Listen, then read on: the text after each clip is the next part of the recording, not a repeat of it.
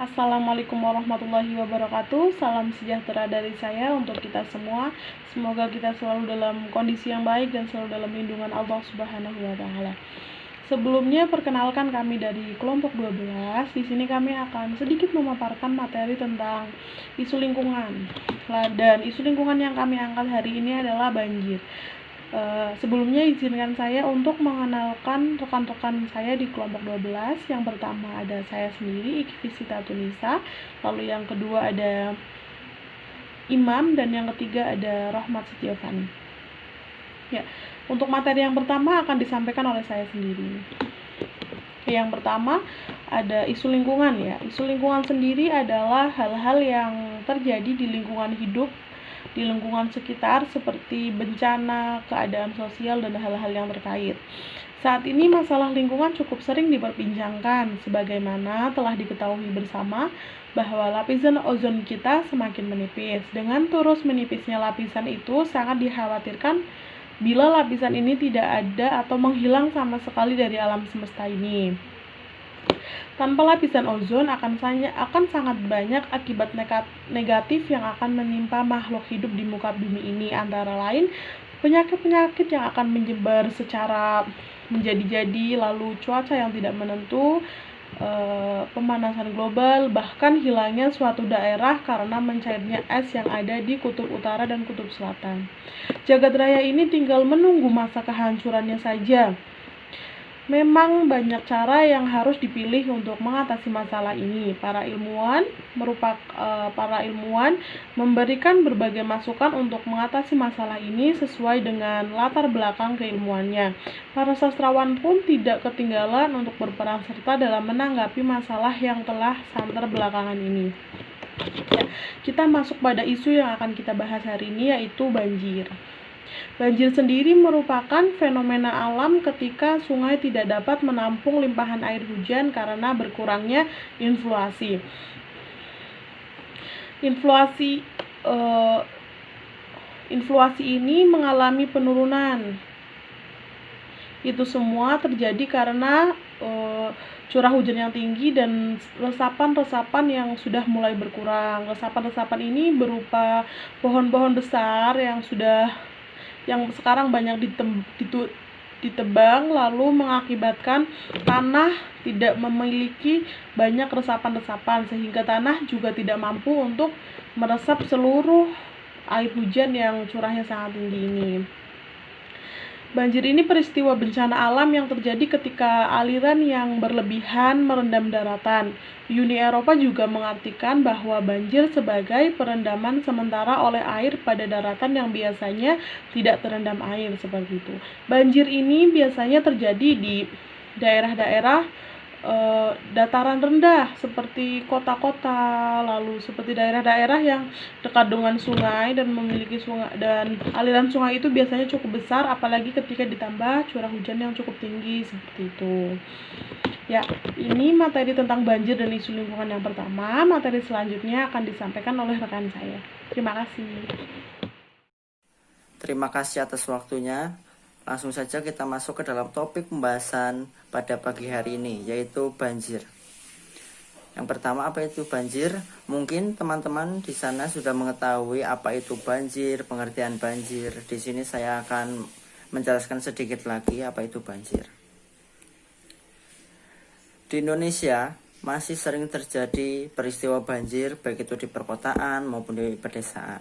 Hal itu dapat kita lihat dan kita saksikan baik secara langsung maupun melalui media televisi, koran, dan berita lokal maupun nasional. Dalam Kamus Besar Bahasa Indonesia, banjir adalah air banyak atau deras dan kadang-kadang meluap.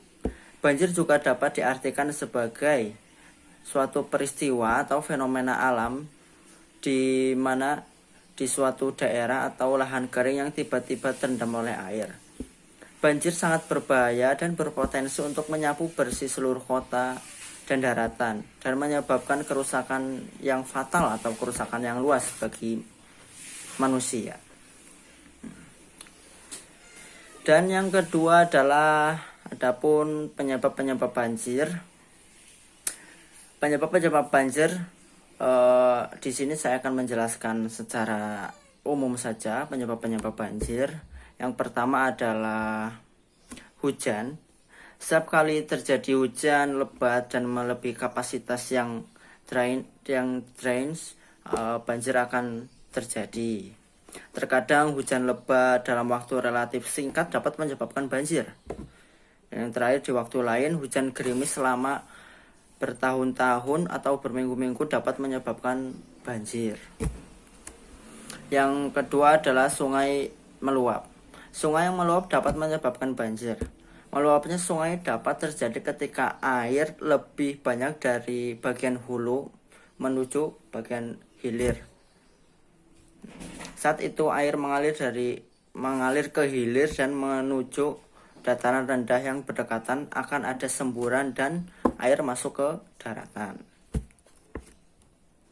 Yang ketiga adalah badai dan angin kencang di pantai. Air laut dapat terbawa angin kencang dan angin topan ke daratan pantai yang kering lalu menyebabkan banjir. Itu juga dapat menyebabkan banjir ya teman-teman. Kondisi dapat lebih buruk jika angin tersebut juga membawa hujan sendiri.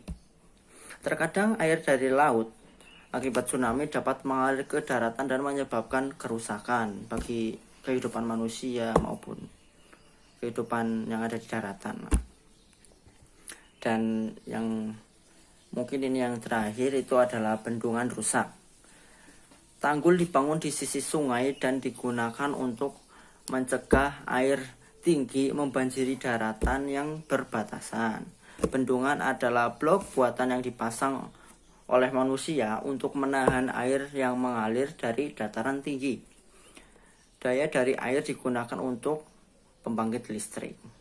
Tetapi bila terlalu banyak air yang tertahan di bendungan, dapat menyebabkan bendungan rusak dan air meluap. Kelebihan air juga atau volume air meningkat juga bisa secara sengaja dialirkan dari bendungan untuk mencegah rusaknya bendungan yang berakibat banjir. Mungkin itu saja penjelasan dari saya, kurang lebihnya saya mohon maaf. Terima kasih untuk teman-teman.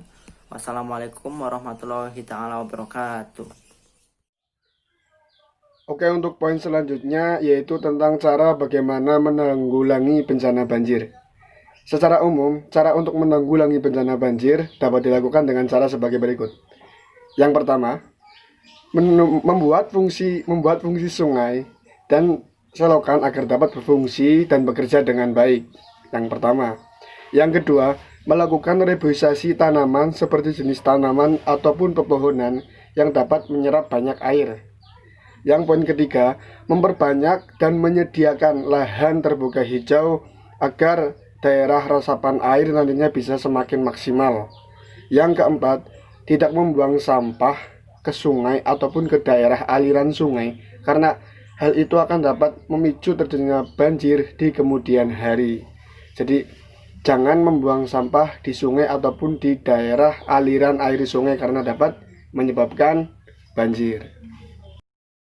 Baik, yang selanjutnya mengenai dampak yang diharapkan ketika kita sudah melakukan cara-cara untuk menanggulangi bencana banjir. Yang pertama, semoga dengan berbagai cara yang tadi sudah kita lakukan, yang tadi sudah kita usahakan untuk menanggulangi bencana banjir, kedepannya banjir sudah tidak akan terjadi lagi. Yang kedua, kita sebagai manusia hanya bisa berusaha sebaik mungkin dan selebihnya adalah campur tangan Tuhan yang akan menentukan hasilnya. Yang ketiga, jagalah alam kita. Semoga kita sadar untuk betapa pentingnya menjaga alam kita. Karena apa? Karena ini adalah rumah kita, ini adalah tempat tinggal kita, dan sudah seharusnya kita menjaga alam kita ini. Baik, demikianlah presentasi dari kelompok kami, kelompok 1 tentang isu lingkungan bencana banjir. Maaf yang sebesar-besarnya apabila dalam penyampaian, apabila dalam bertutur kata pada materi kali ini kurang berkenan. Kami memohon maaf yang sebesar-besarnya. Usikum binafsi bitaqwallah wallahul muwaffiq ila aqwamit thoriq. Wassalamualaikum warahmatullahi wabarakatuh. Salam memerdeka.